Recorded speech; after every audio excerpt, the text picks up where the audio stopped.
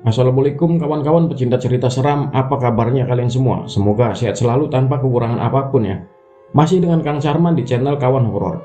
Malam ini, Kang Charman akan membawakan sebuah kisah horor tentang beberapa anak yang bermain petak umpet sampai mereka lupa waktu kalau maghrib sudah menjelang. Dan awal mula petaka pun terjadi. Kisah ini dari akun FB bernama Ais Winanda, berjudul asli Petak Umpet. Baiklah, langsung saja kita masuk ke ceritanya. Dan buat kalian, jangan pernah dengarkan cerita ini sendirian, karena terkadang mereka ikut mendengarkan. Namaku Ais Winanda, biasa dipanggil Ais. Waktu itu, tepatnya tahun 2005. Aku tinggal di kawasan perkampungan yang berada di kota Medan. Saat itu, aku masih berusia 7 tahun dan duduk di bangku kelas 2 SD. Setiap pagi, aku berangkat ke sekolah. Jarak sekolah dari rumah tidak terlalu jauh. Saat itu, kelasku hanya berjumlah 10 siswa saja dikarenakan di tahun itu belum banyak penduduk desa yang tinggal di sini. Hanya ada beberapa rumah saja di kampung ini. Hanya banyak persawahan dan pohon-pohon jati yang menjulang tinggi pada masa itu. Tidak seperti sekarang yang dipenuhi dengan banyak rumah. Selepas pulang sekolah, seperti anak-anak lainnya, keseharianku hanya bermain saja. Kami biasa bermain di sebelah lapangan yang luas, yang tak jauh dari rumahku. Semua itu kami lakukan hampir sepanjang hari. Dan hingga seketika, waktu itu seingatku hari Kamis, kami kembali berkumpul di lapangan tersebut. Tapi tidak seperti biasanya. Kali ini kami hanya berempat. Aku, Balung, Roni, dan Jeffrey. Saat itu kami bingung mau memainkan permainan apa. Dan tiba-tiba, "Ah, aku punya ide," kata si Balung. "Apa itu?" jawabku. "Bagaimana kalau kita main petak umpet? Soalnya kan kita udah lama nggak main petak umpet." "Boleh juga," jawabku lagi. "Tapi mau main di mana? Di sini kan lapangannya luas. Mau ngumpet di mana?" sahut si Roni. "Bagaimana kalau kita main di halaman rumahnya Pak Lukman? Menurutku di sana tempatnya pas untuk bermain petak umpet," ucap Balung. Setelah semua setuju, berangkatlah kami menuju rumah Pak Lukman. Oh iya, di kampungku, Pak Lukman ini bisa dibilang orang yang cukup berada atau kaya raya.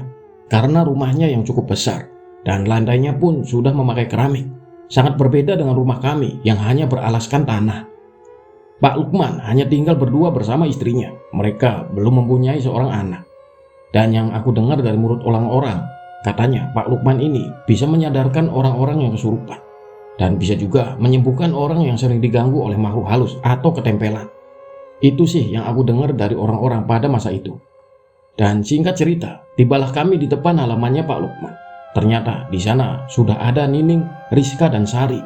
Mereka ini teman sekelas kami dan teman yang biasa main di lapangan juga. Mungkin karena sering kami gangguin, jadi mereka pindah jadi main ke sini. "Woi," ucap si Balung. "Apa? Ngapain kalian ke sini?" ucap Sari. "Suka-suka kamilah," ucap Balung lagi. "Seperti anak-anak perempuan pada umumnya, permainan khas di kampungku. Ya, apalagi kalau bukan main masak-masakan." Dan tanpa menghiraukan mereka, kami pun memulai permainan kami. Di awal permainan, Roni yang dapat giliran berjaga, hingga kami semua dapat giliran berjaga. Dan karena keseruan bermain, kami semua hingga lupa waktu. Saat itu hari sudah hampir menjelang maghrib. Kala itu giliran aku yang berjaga. Waktu aku sedang menghitung, teman-temanku pada sibuk mencari tempat persembunyian. Dan tak lama, anak-anak perempuan pun beranjak dari tempatnya dan pulang ke rumah masing-masing dikarenakan hari sudah terlalu sore. Saat itu aku masih menghitung. Tiba-tiba Balung dipanggil oleh ibunya dan ibunya menyuruhnya untuk segera pulang. Dan Roni pun ikut dengan mereka tanpa memberitahuku. Dikarenakan sudah sepi, Jeffrey pun meninggalkanku sendirian. Dan saat selesai menghitung, aku mencoba mencari mereka. Karena hari sudah hampir memasuki maghrib, aku agak sulit menemukan mereka. Saat aku berkeliling, aku melihat anak-anak perempuan masih berada di tempatnya. Aku pun bertanya ke mereka, "Hei, kalian kok belum pulang?"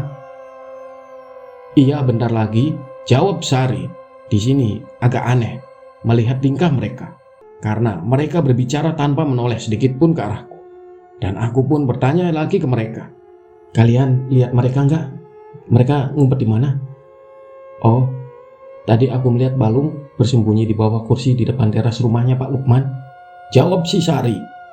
Lagi-lagi mereka sama sekali tidak menoleh ke arahku. Oh ya sudah, aku ke sana, jawabku lagi. Baru 10 langkah aku berjalan, tiba-tiba perasaanku mulai bercampur aduk dan bulu kuduku mulai meremang saat itu. Dan tanpa sengaja, aku menoleh ke arah belakang. Aku pun cukup terkejut saat melihat anak-anak perempuan sudah tidak ada di tempat. Kok cepet banget ngilangnya perasaan barusan?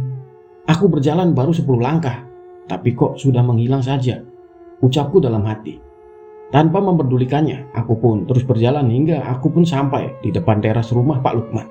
Ternyata benar, si Balung ada di bawah bangku, tapi posisinya sedang membelakangiku. Dia berbaring di bawah kursi sambil menghadap tembok. Aku pun berencana untuk mengagetkan dia. Dan saat aku mengagetkannya, malah aku seperti orang kebingungan. Balung tak terkejut dan tak bergerak sama sekali. Dan tiba-tiba kepala si Balung berputar 180 derajat. Aku pun terkejut saat melihat kedua bola mata si Balung hitam semua dan mengeluarkan darah. Seketika badan ini tak bisa bergerak sama sekali, seperti ada yang menahan. Karena tak tahan menahan rasa takut, aku pun jatuh pingsan. Setelah itu, aku tidak tahu lagi apa yang terjadi denganku. Saat terbangun, tiba-tiba aku sudah berada di sebuah kamar. Alhamdulillah, akhirnya kamu sadar, nak, ucap ibuku. Ternyata aku sudah berada di rumah.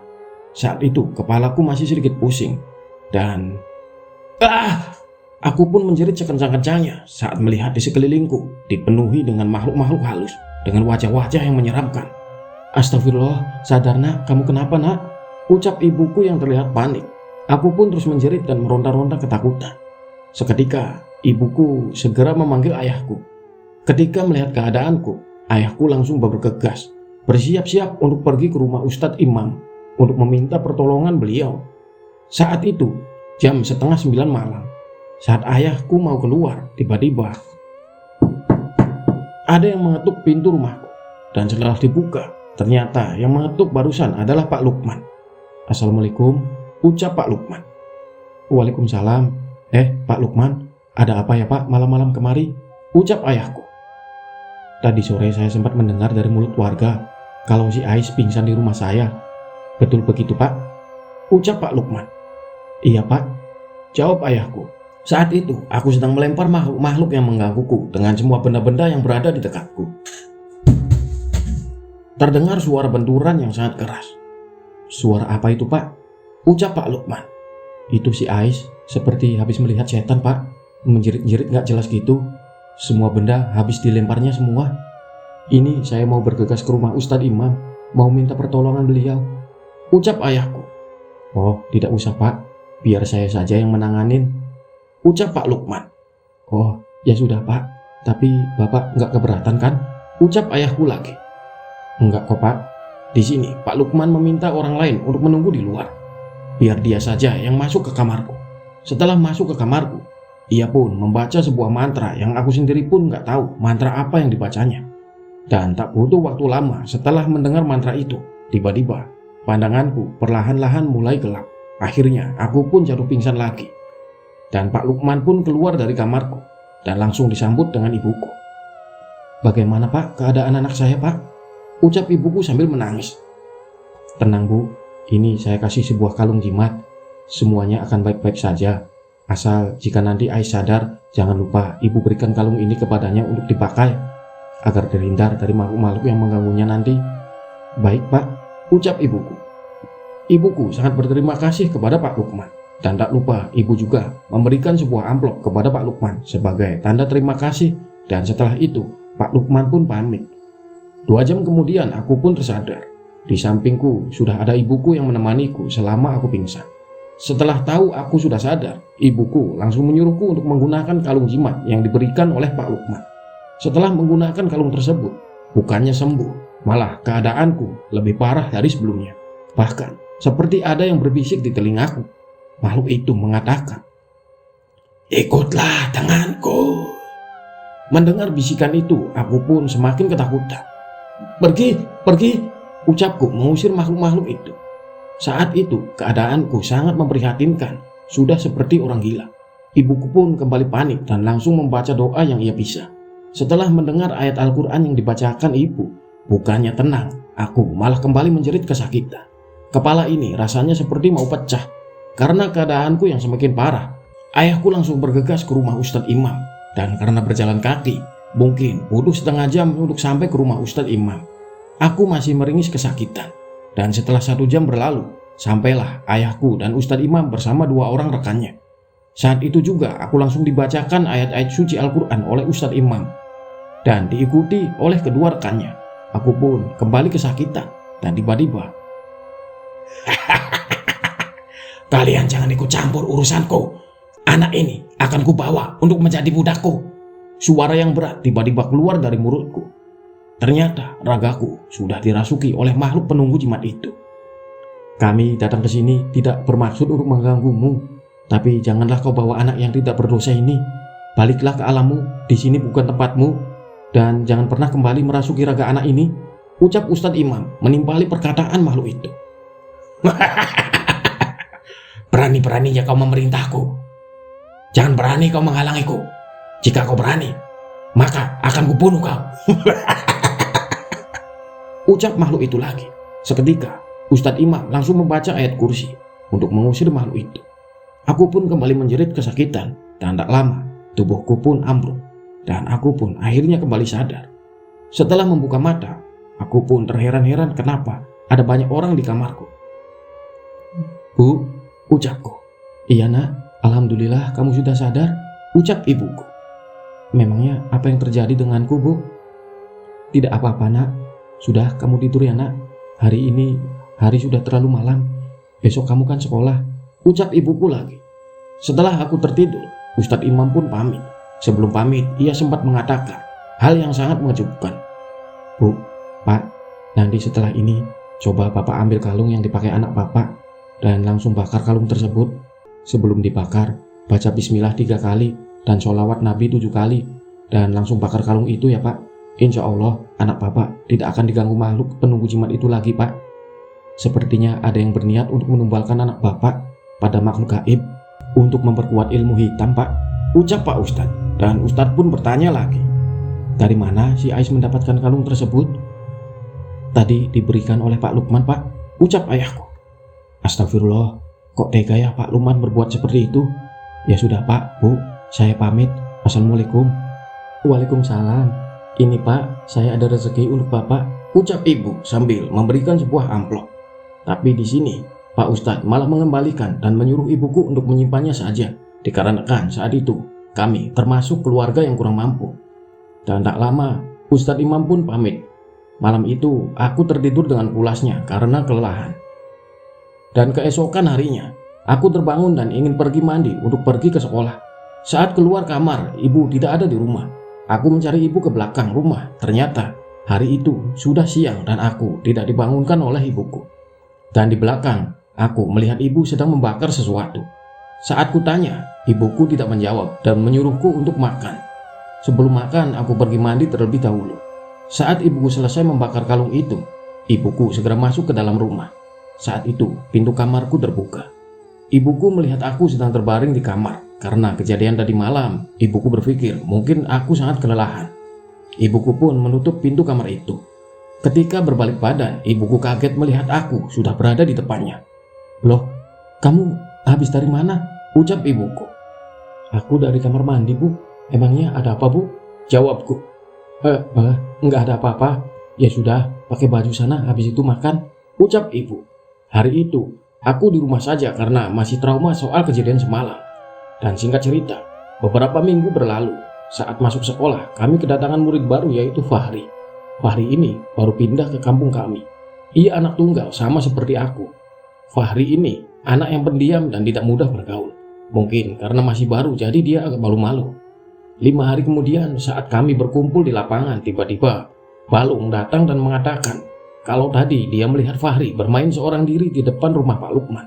Mendengar hal itu, kami berniat untuk menyusul Fahri karena kami tidak mau kalau hal yang sama akan terjadi kepadanya. Saat kami tiba di rumah Pak Lukman, ternyata si Fahri sudah tidak ada. Mungkin dia sudah pulang ke rumahnya. Tetapi entah kenapa tiba-tiba aku merasakan hal yang buruk akan terjadi. Ketika di rumah, perasaan buruk itu terus menghantuiku. Hingga keesokan harinya, saat tiba di sekolah, aku sedikit lega karena tidak terjadi apa-apa dengan si Fahri. Perasaan buruk itu pun langsung menghilang dari pikiranku. Tapi tak lama-kelamaan kuperhatikan tingkah si Fahri kok berbeda. Terkadang dia suka ngomong sendiri. Aku dan Balung mencoba menghampiri Fahri dan aku pun bertanya, "Kamu ngomong sama siapa?"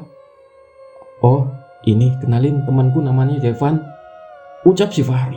Aku dan Balung pun saling pandang. "Udah gak waras ini anak," ucap Balung. Aku pun langsung menyenggol Balung untuk diam. Dan tanpa basa-basi, aku dan Balung pun meninggalkan Fahri. Dan ketika sore hari, kampung kami digegerkan dengan kabar hilangnya si Fahri. Aku yang mendengar hal itu cukup terkejut. Warga kampung pun membantu mencari keadaan si Fahri. Kata ibunya, terakhir dia melihat main di belakang rumah. Saat malam tiba, Fahri belum juga ditemukan. Kami pun pulang ke rumah masing-masing. Keesokan harinya, pas hari Minggu, saat libur sekolah, sekitar jam 7 pagi, aku mendengar bahwa Fahri telah ditemukan oleh Pak Manto di sebuah pohon bambu. Mendengar hal itu, aku pun cukup senang. Tapi, kesenangan itu hanya sementara saja. Saat aku dan kawan-kawan tiba di lokasi, aku pun terduduk lemas dan nafas ini terasa sesak saat melihat jasad temanku Fahri berada di atas pohon bambu. Dan yang anehnya, batang pohon bambu yang segitu kecilnya tidak patah saat menahan badan si Fahri. Warga kampung cukup kesusahan menurunkan jasad temanku itu karena terjepit oleh batang-batang bambu tersebut. Di situ kami keheranan dibuatnya. Bagaimana cara ia bisa memanjat pohon bambu sampai setinggi itu? Dan setelah bersusah payah, akhirnya jasad temanku itu berhasil diturunkan. Dan setelah berhasil menurunkan jasad Fahri, kami pun ramai-ramai mengantarkan jasadnya tersebut. Begitu sampai di rumahnya, betapa terpukulnya kedua orang tua si Fahri saat mereka melihat anak semata wayangnya kini telah tiada. Aku saja yang baru mengenalnya sudah sangat terpukul, apalagi kedua orang tuanya. Tak terasa tiba-tiba air mata ini menetes. Aku masih belum percaya dengan apa yang terjadi. Malang nian nasibmu Fahri berakhir seperti ini. Rindihku dalam hati. Setelah pemakaman selesai, kami pun pulang ke rumah masing-masing. 2 hari kemudian, ibunya Fahri berniat menjual rumahnya dan segera pindah dari kampung kami. Hari-hari pun berlalu. Hampir setiap bulannya, hal yang sama selalu terjadi. Sudah ada 3 korban saat itu. Kami pun mulai muak dengan keadaan seperti ini. Tapi mau gimana lagi? Jika kami menuduh Pak Lukman adalah pelakunya, kami tak memiliki bukti sama sekali. Jadi kami hanya bergantung pada Yang Maha Kuasa. Semua itu pasti bakal ada jalannya. Karena takut akan ada korban lagi, kami sama sekali tidak pernah bermain ke lapangan lagi. Setiap pulang sekolah, ya kami hanya bermain di rumah masing-masing. Sungguh sangat membosankan. Apalagi aku yang anak tunggal. Kerjaanku ya nonton TV terus hingga berbulan-bulan. Tapi alhamdulillah, berkat rencana seperti itu, kami tak pernah mendengar ada korban lagi. Dan hingga suatu ketika, aku mendengar ada pengumuman di musola perihal orang meninggal lagi. Setelah aku mendengarkan dengan seksama, ternyata yang meninggal adalah istrinya Pak Lukman. Ibuku cukup kaget mendengarnya, karena semalam pagi ibuku baru bertemu dengannya di pasar. Dan keadaannya pun sehat-sehat saja. Tapi yang namanya takdir, kita tidak ada yang tahu. Dikarenakan mereka jarang sekali keluar rumah, jadi warga kampung kurang tahu istrinya meninggal karena apa. Ada yang bilang karena sakit, karena pas dilihat jenazah almarhum badannya sangatlah kurus kering. Dan ada juga yang mengatakan mungkin karena sudah tidak ada lagi tumbal, maka istrinya lah yang menjadi korban. Setelah pemakaman selesai, kami pulang ke rumah masing-masing. Kini Pak Lukman hidup seorang diri di rumah besarnya itu. Dan singkat cerita, saat itu malam minggu, ayahku mendapat giliran jaga malam atau ngeronda. Pos ronda berada di tengah-tengah kampung kami. Saat itu ayahku kebetulan lagi banyak kerjaan. Jadi ia menyuruhku untuk menggantikannya. Aku mengajak Balung malam itu supaya ada temanku di sana. Kami ada 6 orang ditambah Balung jadi 7. Di sana cuma kami berdua yang masih anak-anak. Yang lainnya orang tua semua. Waktu menunjukkan pukul 1 malam, saatnya kami berkeliling memutar desa. Dari rumah ke rumah sambil membawa kentungan yang terbuat dari bambu dan 3 buah senter. Setelah lama berkeliling, tibalah kami di sebuah pemakaman umum. Pemakaman ini berada di pinggiran desa. Dan di belakang kuburan itu ada hutan yang masih sangat rimbun. Kami pun mencoba menyenter ke arah hutan itu. Cukup lama juga kami menyenter hutan itu dikarenakan jika ada maling terlihat oleh kami, pasti mereka larinya ke hutan itu. Pak, itu di sana kok kayak ada orang, ucap si Balung. Di mana? Tanya Pak Iwan. "Itu Pak, di tengah-tengah kuburan itu," ucap si Balung lagi. Saat Pak Iwan menyorotkan senternya, ternyata betul ada seseorang di sana yang membuat bulu kudukku merinding. Kalau aku hanya berdua dengan Balung, mungkin aku sudah lari terbirit-birit. Tapi karena rame-rame, ya aku baru pura-pura sok berani. Awalnya kami pikir itu setan, tapi lama-kelamaan dilihat lagi ternyata orang. Orang itu sepertinya sedang kerasukan. Dia menari-nari seperti tarian Jawa atau ronggeng. Aku nggak tahu nama tariannya. Tarian apa? Pokoknya dia menari-nari nggak jelas. Lama kami memperhatikannya dan perlahan kami mulai mendekati sosok itu. Setelah agak lumayan dekat, barulah terlihat jelas wajah orang itu. Ya, orang itu adalah Pak Lukman. Saat itu dia masih terus menari tanpa berhenti sedikit pun. Dan tiba-tiba dia menatap ke arah kami. Saat aku melihat wajahnya, raut wajahnya sungguh sangat menyedihkan. Ia seperti ingin mengatakan sesuatu, seperti ingin meminta tolong kepada kami. "Astagfirullahaladzim," ucap Pak Iwan. "Ada apa Pak?" tanya kami. "Coba kalian lihat pundaknya." Ternyata ada sosok bertubuh besar yang dari tadi nangkring di pundaknya Pak Lukman. Sosok itulah yang dari tadi menggerakkan tubuh Pak Lukman. Dan tiba-tiba Pak Lukman berjalan ke arah hutan. Dan kami berusaha mengejar dan memanggil-manggilnya. Akan tetapi dia terus berjalan tanpa menoleh sedikit pun. Yang anehnya, semakin kami kejar, semakin dia menjauh.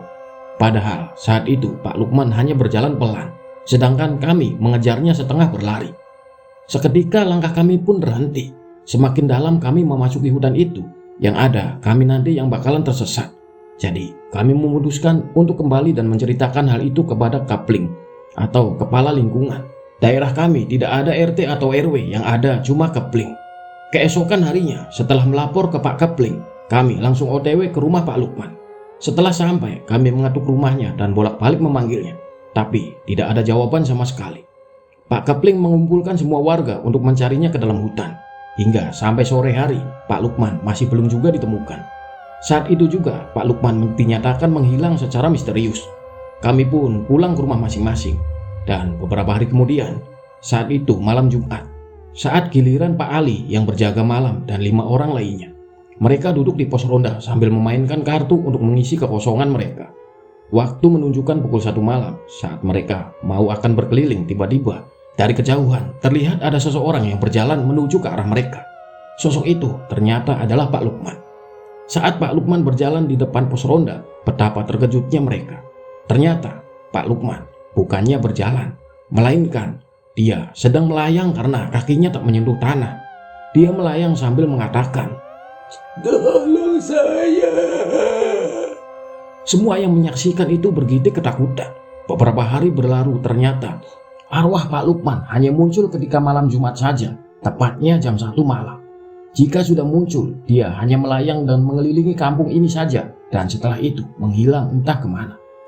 Karena mendengar informasi itu, aku pun penasaran. Ketika malam Jumat berikutnya, aku memaksakan diri untuk tidak tidur. Dan ketika jam 1 malam, aku mengintip dari jendela kamarku, ingin memastikan cerita itu. Setelah lama menunggu, ternyata benar, dia melewati rumahku. Ketika melihat dia melayang, sekujur tubuh ini terasa kaku dan tidak bisa digerakkan. "Tolong saya," ucapnya. Suara berat itu sungguh menyayat hati saat mendengarnya. Aku berusaha untuk tenang dan perlahan badanku bisa digerakkan kembali. Aku bergegas menutup jendelaku dan berusaha untuk tidur. Keesokan harinya, warga kampung mulai resah dengan kemunculan arwah tersebut. Dan setelah berdiskusi, akhirnya Ustadz Imam pun menawarkan diri untuk mengatasi hal tersebut.